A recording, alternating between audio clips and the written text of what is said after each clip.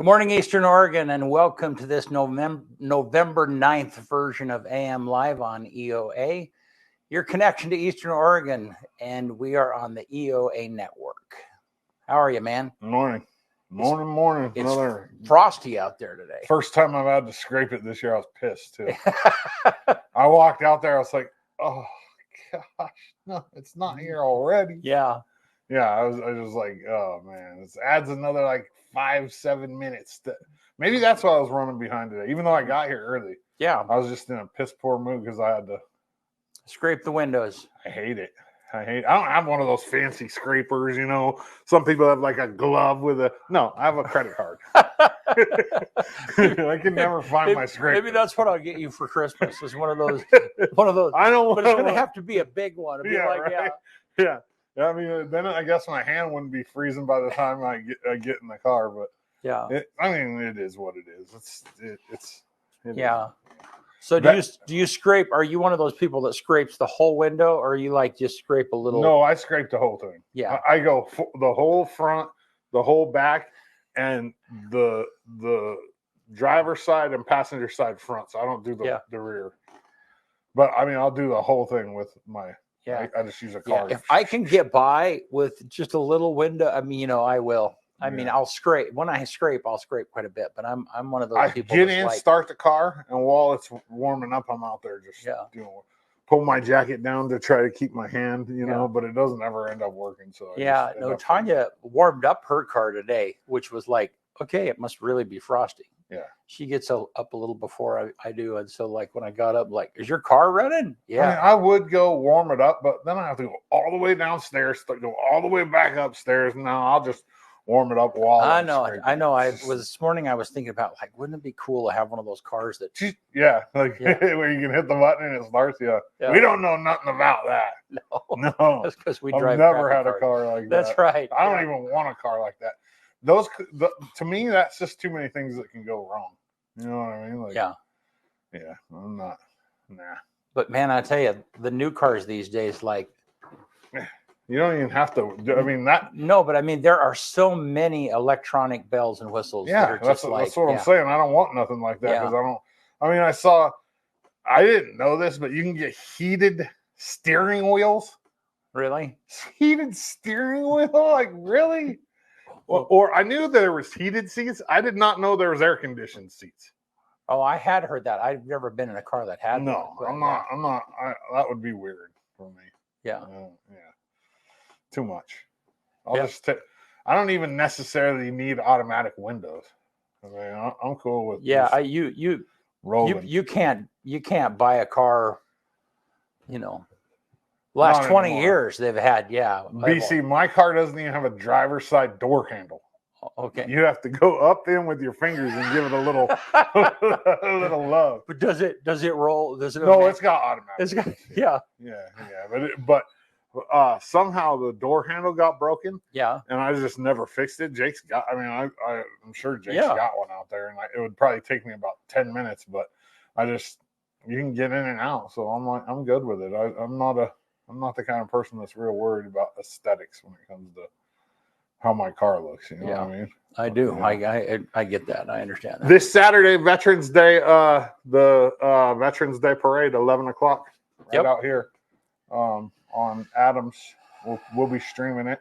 We will be streaming it, and Tanya's going to drive the van, so it'd be kind of fun. Oh, cool. My kids are coming into town this weekend, and we have a lot of fun stuff planned on top of the volleyball tournament. Let's talk about sports. All right.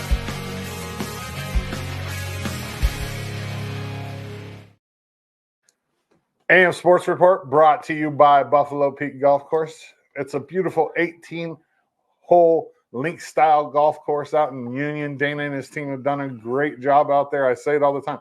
Go check out the Pro Shop. They have a really good selection.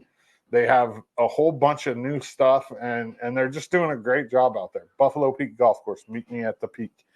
EOU women's soccer season ended last night, barring an unlikely bid at the national tournament. It would be an at-large bid, but it's highly unlikely. They lost to Northwest in the semis of the CCC tournament, 1-0. They had a really good season, though. I think they end up 7-5, 7-5-4. So 4 ties, 5 losses, 7 wins, which is a good season. I mean, you can't really complain about that. EOU football ends their season on the road on Saturday at Montana Western at 1 p.m. And that would be 1 p.m.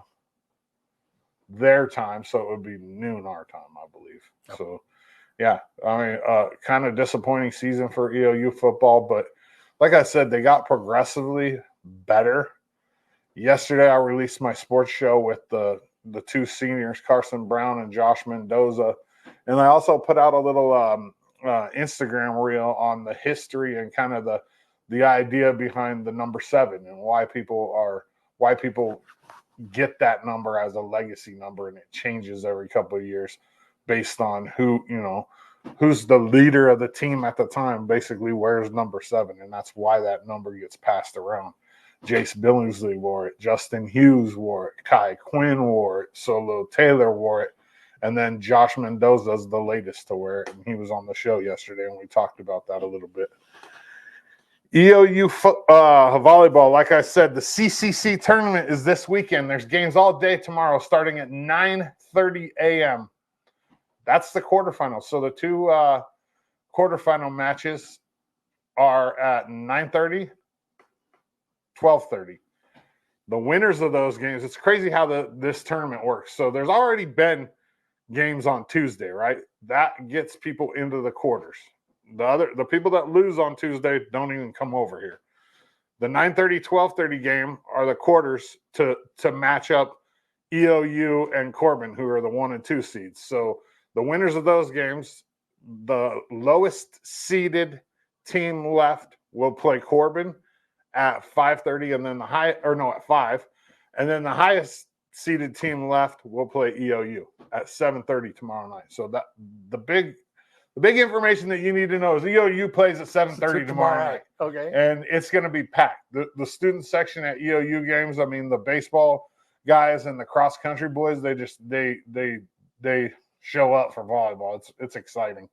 And I posted a thing on my Instagram reel about getting Monty there, because Monty's never had any games. And I did a little poll, right, BC? Yeah. I said, how many want to see Monty at this game? And it was like 97% with like 150 votes.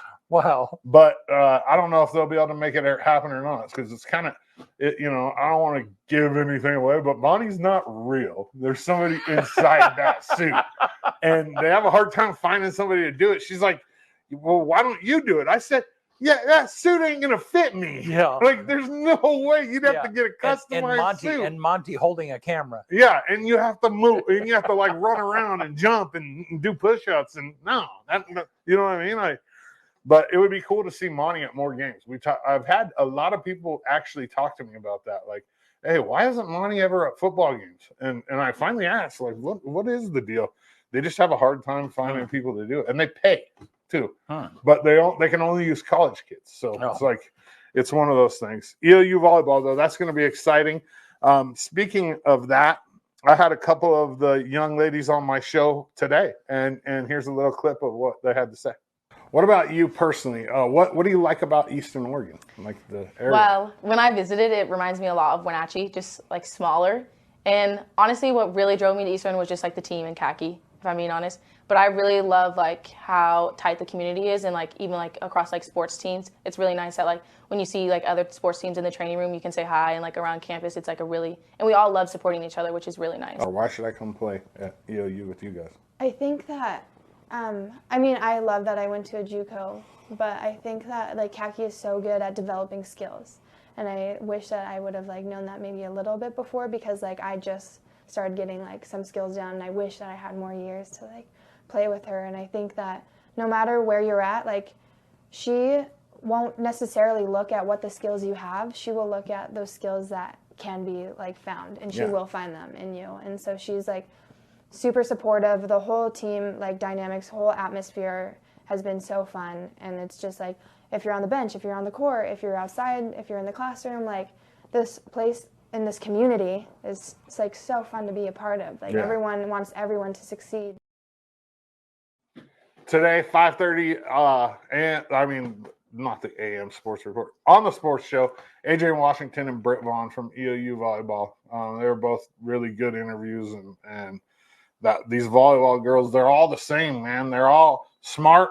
You know what I mean? Like they show up on time. Like I don't have to worry. You know what I mean? Well, actually, pretty much all EOU sports. It's not like the high school where I'm like sitting here worried. Like, are they going to show up? Yeah. You know what I mean? Or am I going to have to like call? Yeah. The good thing is I know most of the high school kids' parents, so I can like send their parents a dirty. That makes message, a difference, right? I'm going to make a post later today regarding the local AAU boys programs needing help. They need coaches. They need players. I talked with Sean Daggett yesterday a little bit, who's in charge of AAU here. We're in trouble. Like if we don't get more kids, signing up for sports, we're like the next few years, we're going to have some troubles with sports in high school if we don't have more involvement from parents and kids in these younger groups. So I'll make a post later today about AAU, and I'll also talk about it on my sports show today. And sports report brought to you by Buffalo Peak Golf Course. Meet me at the peak. All righty. Yeah. Cool. Well, let's look outside quickly here. It looks nice out there, but it ain't nice. It's frosty and ugly. It's cold. And let's see, so it's supposed to get up to 49 today. What is it right now? I have no idea. I think it's probably in mid 30s. I think it's freezing. It definitely got down to freezing last night. And then 34 BC right now. All right. Ooh.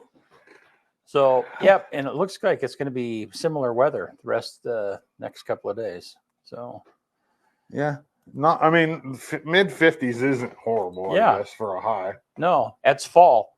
Yeah. It's kind of appropriate.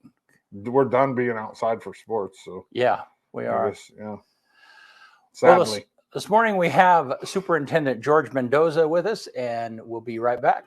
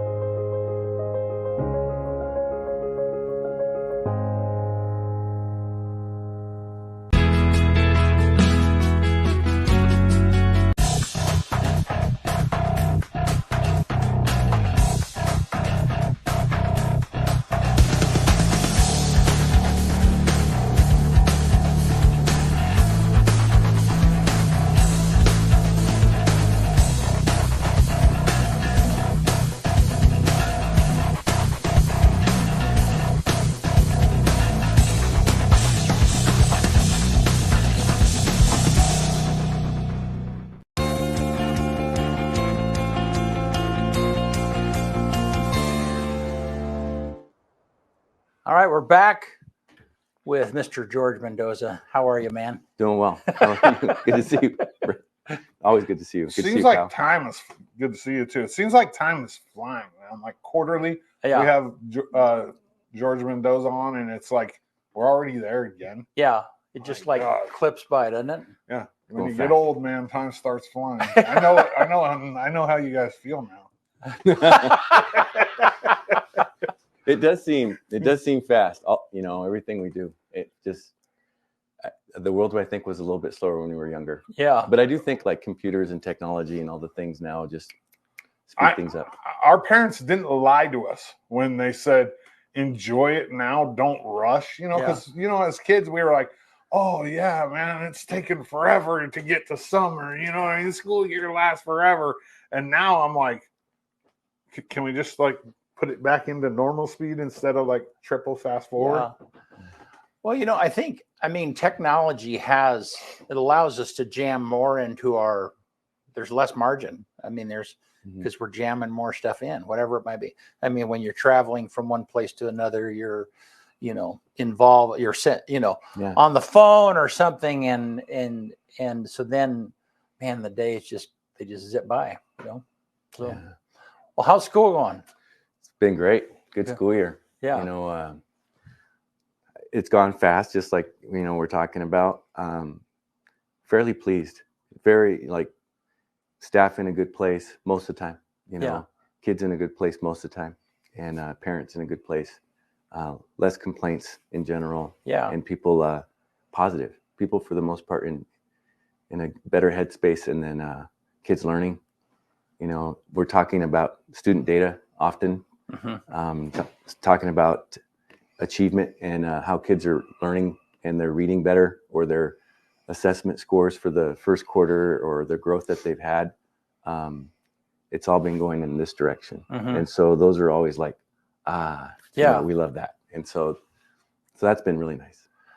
How long do you think it'll take for us to get out of the COVID funk in years? Oof.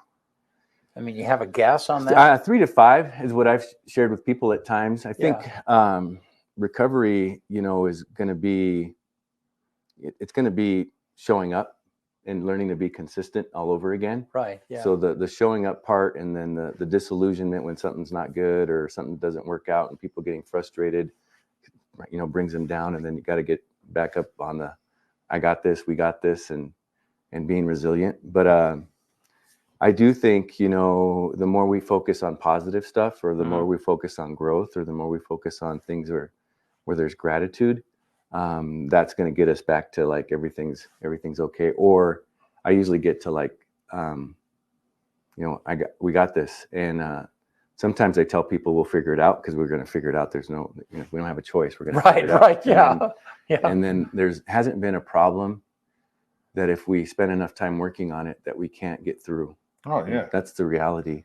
Yeah. The attitude of gratitude is applicable in every facet of life. I mean, if you have it's hard to feel bad about something if you're grateful. Love that. I'll even say that I sometimes tell people, back to moving forward, we don't have a choice, right? But it's this, for every problem that we have, the only way to solve it is to move forward in solving it. And I don't care if it's a relationship, you got to communicate, you got to work on it to move forward. And then if it's you got a problem with your knee, I was telling you about. Yeah. I don't have a choice except to try to see what I can do to fix it. Right. So that I can move forward. Right. And same with reading. The only thing we do to improve reading is to work at it, to study skills, to get more fluent, to grow your vocabulary, to build your comprehension, and move forward. Almost everything is, you got to move forward. Not because you can't go backwards. There was a great quote about that on the CMAs last night about moving forward. That's why the windshield's bigger than the rear view. Yeah. Because forward's all that matters. Yeah. Really. Yeah. So, and I usually give the, are we here? Are we here? Or are we here? And I'd say that in a variety of different ways, but the reality is we're going here. And sometimes we got to do these things to get to here, or sometimes this happens, but we got to get to here, because it's really only going forward and trying to improve and trying to get better. Right. But the key to all of that, though, is to not be satisfied with where you are right now.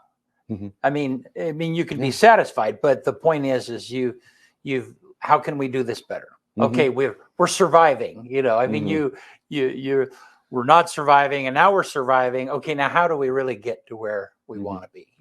And it's just not being complacent with. Yeah, I mean, that's the thing. Well, and for me, I'll just say I'm in a position of leadership, and my brain doesn't go to let's just be complacent. Right. My brain goes into leading. Right. Or better math, or better reading. Right. Or better, better thinking, or better collaboration. Or better sidewalks, or better whatever. It's just it's like it's a normal thing to think about things improving. Yeah. Good. So Kyle mentioned right before you came on about needing to get more the AAU program and so on and so on. Yeah, I mean, talk about that a little bit. How critical those feeder programs are for sports. Yeah, Well, I'd say the reality is we've got a really good feeder program going on for wrestling, really good feeder going on for baseball and softball, and people, coaches highly involved, and coaches advising and working with parents and working with the club sport leadership and doing camps and clinics and doing things to kind of like build that interest and promote the coaches or promote understanding of good technique with coaches, and then having skill development time for students and bringing them on. So we know what to do a lot of times. So it's not like, but the reality is, Sean Daggett let me know that he wasn't getting enough coaches to fill some of the teams, and that they didn't have enough ways to recruit kids. And same thing for Jesse Wright. Jesse Wright from the high school was telling me, I don't think I have enough athletes to have a freshman team anymore. And we'll barely have enough to have a JV team with the varsity. And I've been told the same in boys soccer this year, we just had enough kids to have one team. Barely. Yeah. So those are things where the only way to move forward is for us to communicate better with City Rec.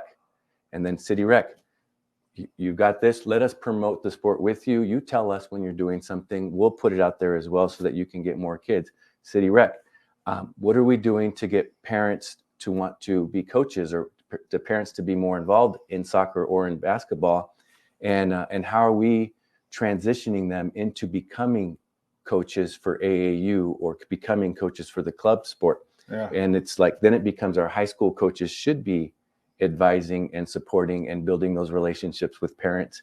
Because at the end, I usually tell folks, the kids go where the parents go. Right. 100%. And if the parents are involved and connected, their kids will follow them, because that's what the parents saying. We're going to basketball practice. We're going to do this with basketball. We're going to do this with soccer. And then if they get coached and it's a positive experience for them, they're open-minded, they're getting good technique from the high school coach, and they're building the skills from third grade on up to fourth. I mean, just progression of skills and knowledge. And then they're participating in camps, or they're playing in tournaments, or they're playing in leagues. That happens, but we have to communicate better.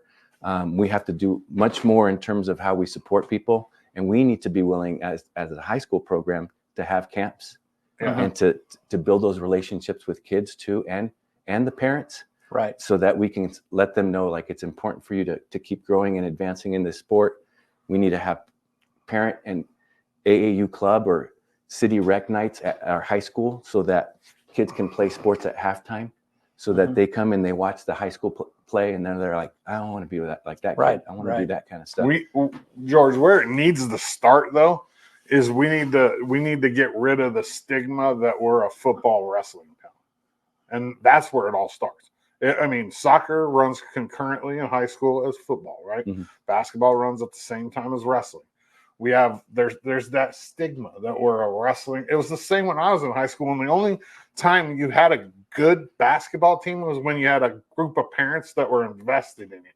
I think 96 we won the IMC in basketball, and that was because those kids had played together since they were 4 years old, all of them. And it just moved through, and we have to just kind of get rid of that. Oh, we're a wrestling and football school because we want to be a diverse school, right? We want to be good at everything, and the only way we can do that is to have kids jumping in when they're 9, 8, 7, playing sports that maybe are outside their comfort zone because dad was a wrestler, you know what I mean? Or because dad was a football player. It doesn't mean that the kid can't play basketball or soccer. No, we're definitely, in our school district, we've won state titles in swimming, in wrestling, multiple, in baseball, in softball, in track, in cross country, in choir, football. We are trying to get lots of sports, and we do have, I'm going to say we do have only so many athletes, and we're the kind of school district or high school where we need to have kids play 2 sports,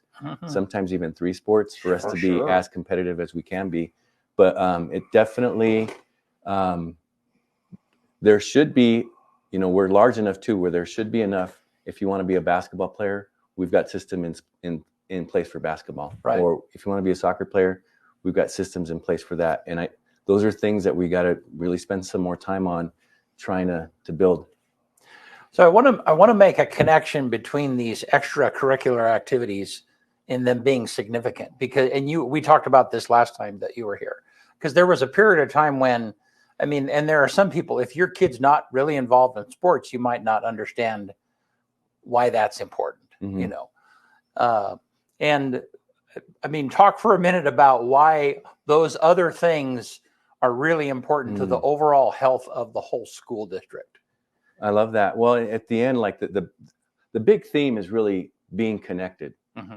All right. So the big theme is, if you're connected to a school or connected to a class or connected to a job or connected to people, you're probably going to show up more often if you're connected. Okay. So when you're connected and you're participating, you're growing, that well-rounded education, you're growing and you're involved and you're starting to learn at a deeper level. And that all leads towards success, or that leads towards passing classes, or that leads towards graduation. Mm-hmm. When kids or people don't feel connected, or don't have that sense of belonging, or don't participate in general, they start to find reasons to check out.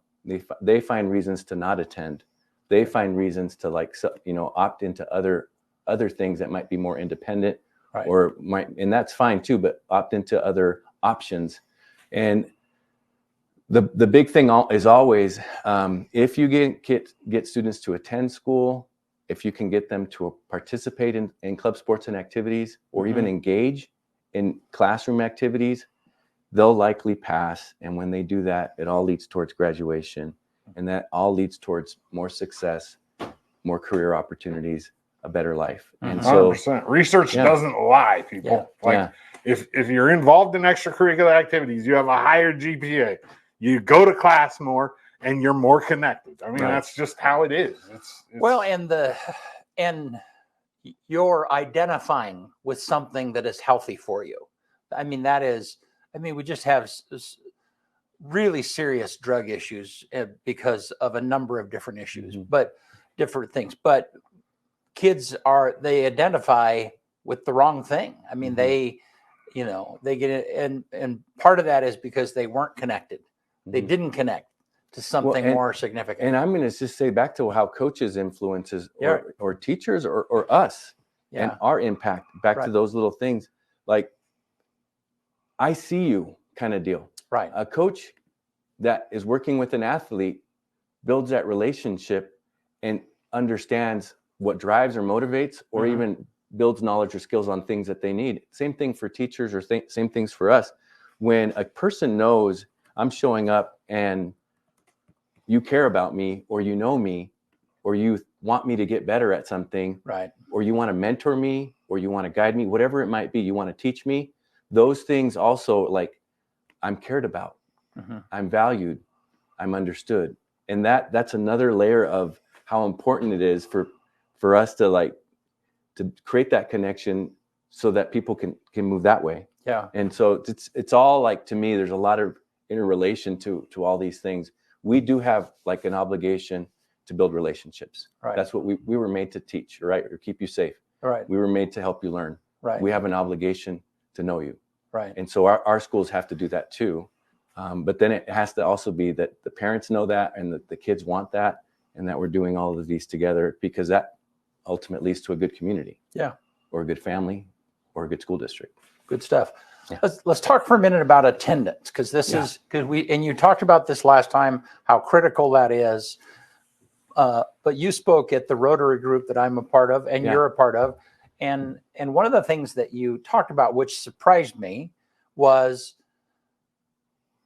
athletes and their attendance. Yes. I mean, so how do they? I'm gonna give us.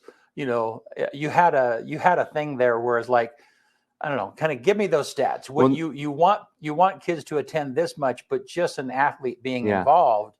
Let me talk about that. The state has goals around attendance. Okay. Right. So they they don't like the word chronic absenteeism. Chronic absenteeism is pretty much you missing more than 10%. Okay. So they think the word that people like to hear is regular attenders. A regular attender doesn't miss more than 10% of a school year.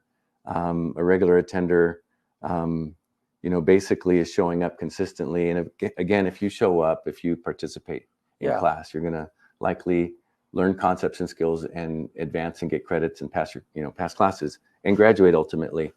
And usually for me, even what I would tell anyone is, if you miss a lot of instruction, partial understandings or misunderstandings or partial conceptions of concepts and skills that need to be mastered, it's hard. And then when people miss a lot too, you slow down everybody else too, because if you have a lot of kids missing, people say like, I'm not going to teach that lesson today, or we're not going to do that test today, right? Or we're going to reteach because too many people were gone because of this. And it just waters us down. It slows us down. It does all these things. But ultimately, back to kind of, it's a Kyle thing that with high school athletes, even though they're gone, and they are gone because we're in LeGrand and we've got to travel to Portland, or we got to travel to Crook County, or we got to travel anyway. Everywhere we go is 3 hours at times, or 4 hours or longer. And these kids miss a lot of school, right? They're still very involved. So they're kind of connected and they feel that sense of belonging. They're turning in their assignments. They're doing all the things they got to do, because in order to play a sport, you got to pass your classes. You have to stay eligible. So they're doing all that they have to do. So it's a little added layer of complexity for them for work. But a kid that's playing 3 sports, think like every sport maybe they'll lose up to 10 days of school in a bus traveling back and forth, because they leave at lunchtime, and they might do that often. So a high school athlete that's a varsity athlete that's playing 3 sports might miss anywhere from 23 to 30 days of instructional time. They're still participating, so it does count as attendance, but they're going to a sport and they're not in class. Right. And that doesn't count, just so you know, as a chronic absenteeism. But when you're missing class, but it matters. Yeah, and you're getting stuff. 10% is 17 days, right, or 17, somewhere around there. Yeah. Yeah. So I mean, I think we've been incredibly blessed. We've seen this year after year where there'll be someone who is a real involved athlete, very good at what they do, and they're valedictorians. Yeah. Right. They're high achieving kids. Yes. Often. Right. Yeah. So they're that's every year. Right. Yeah. Back to that, people. It's almost counterintuitive at times, because people think that they're missing school because they're playing a sport, but the reality is they're fairly motivated. Right. They're achievement oriented. They've got goals. They want to succeed, and they have high accountability and responsibility. And a coach will tell them, "Get your assignment turned in," or a teacher will say, "I need you to do this." They're more like apt to say, "I'll get it done," versus, "I'm not going to get it done." Yeah. So. No, it was just interesting. So, all right, well, let's switch. Talk to us about some of the building projects that are going on and how that's going. I mean, the Wildcat Center, how's that? So Wildcat Center is great. They've poured the foundation. Things are stubbed in for electrical and plumbing, and now they're putting in the frame pieces so that they can start to put up the walls, the shell. So that's progressing well. Likely end of November-ish, there should be a lot of shells going up. So the structure will somewhat look like a structure by the end of November and through December. So when are they hoping that it's going to be? I mean, you guys will be able to use it. Yeah, closed in December or January, and then after that, it's just all the inside work that's going to be taking place too. Really, we want. I've been telling them I want occupancy, or at least initial occupancy, by June. So if we want to do practices, or we want to start having things take place at the end of the school year, I think their viewpoint is, and they've been working hard, is, at best we can get you inside by June, but there's so much, like, then we have to knock down the annex, then we have to put in parking lots, then we've got to do all kinds of things, and that would happen in June, July, August. But June is when I want to be inside. And for us to say we got to furnish it, we got to put, desks and chairs and scoreboards and all. So these hopefully things. by next school year. Oh yeah, it'll be in full use. Yeah, full use, and the whole complex should look like a smooth complex where everything looks like it belongs. And we'll likely repaint the middle school to make it a similar color so that whole place looks uniform. Yeah, and then I'll update we'll update the soccer fields too, and make sure that the scoreboard looks nice, or the sheds look up to date. And then they're also putting in they're the greenhouse right now. I was going to say, I was just going to ask you about that. Yeah, so that greenhouse has been also starting to come up, and the goal is to have that done end of November as well. Now, where is that at? That's going to be over by the soccer field. Okay. Up on that top level. Oh, okay. Where we have some storage already that we're going to be moving, so it should look like a really nice new big building. And the purpose of the greenhouse is? Well, our middle school program has, very strong plant cell program that takes place Mother's Day-ish. And so they do a lot of growing of plants, of growing of flowers, and doing a lot of learning or applied learning of science through that program. And what's that? Is that botany? What are they? I got science. Okay. Yeah, but botany, is study of plants. But, okay.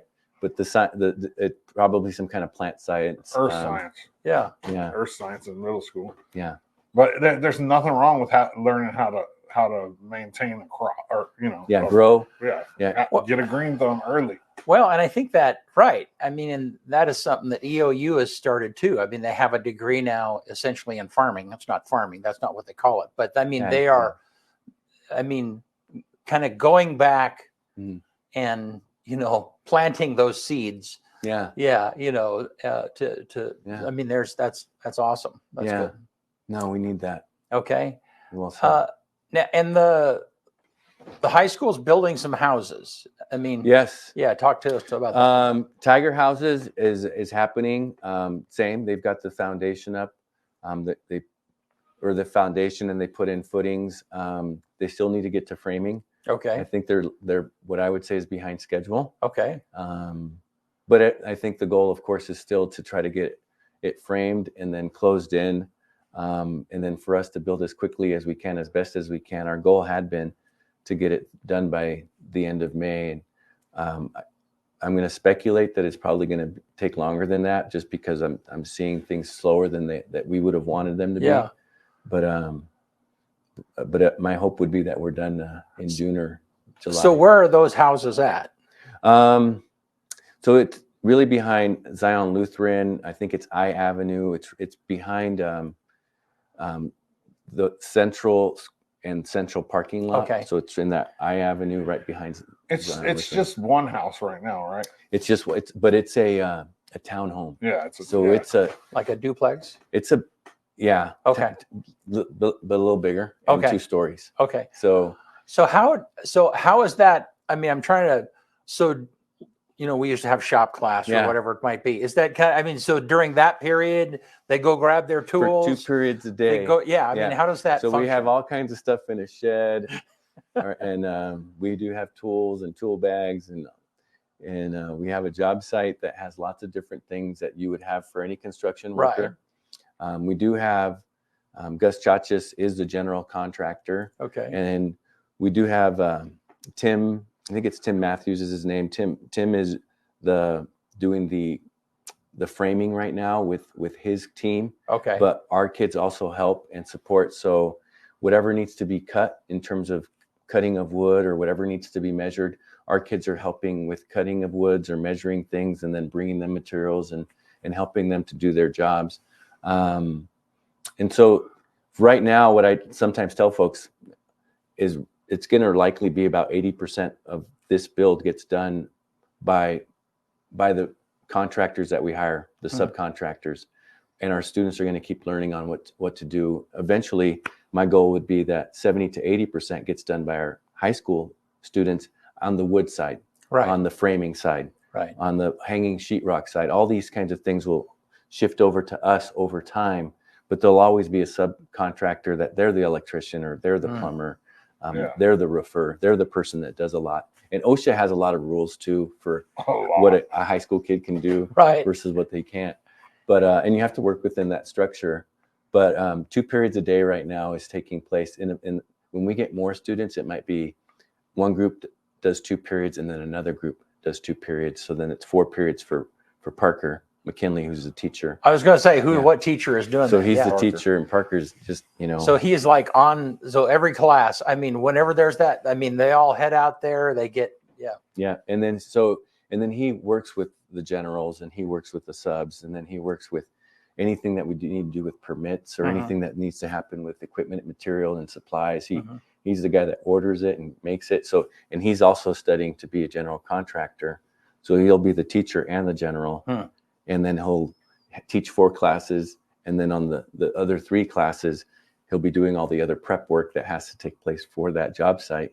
And then he'll be in the future getting ready for us to get to the next land development or the next job site. So he's also leading in the permits and hiring subcontractors and all those things. Eventually that probably becomes a fairly profitable fundraiser.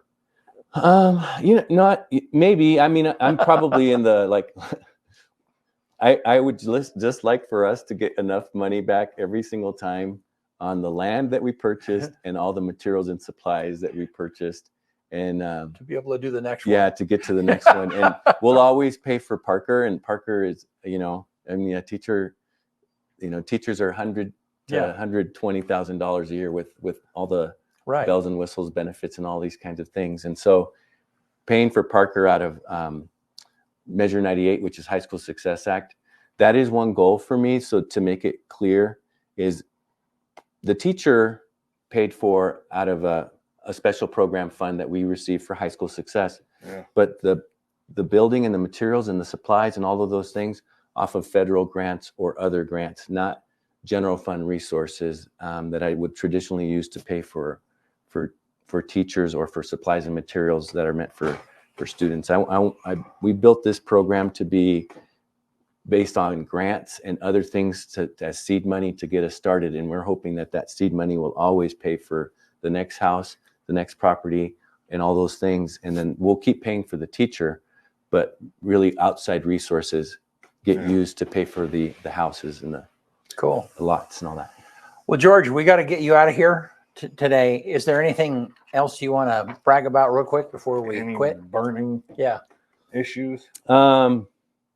No, I think, in general, I've been sharing at times enrollment is low. So whenever you have lower enrollment, that means you get less state school funds. Right. And then when you have less state school funds, you have to figure out where you reduce. And I think you said we're like 250 kids down from pre-COVID? From the highest point ever that we've ever had. We're about 250 kids from our highest point ever. And so that's a reality. And we're losing ESSER funds. We're losing those elementary, secondary schools Recovery Act funds. This is the end of that. And that's what we have used to be able to keep a lot of our, at least 10 positions. So this year we'll have to be really smart with really using any special categorical funds that we have, or using any funds and trying to absorb teaching positions. The reality is we'll probably shrink a little bit. And when there is some natural attrition, there'll be times I might make a decision to not fill a position.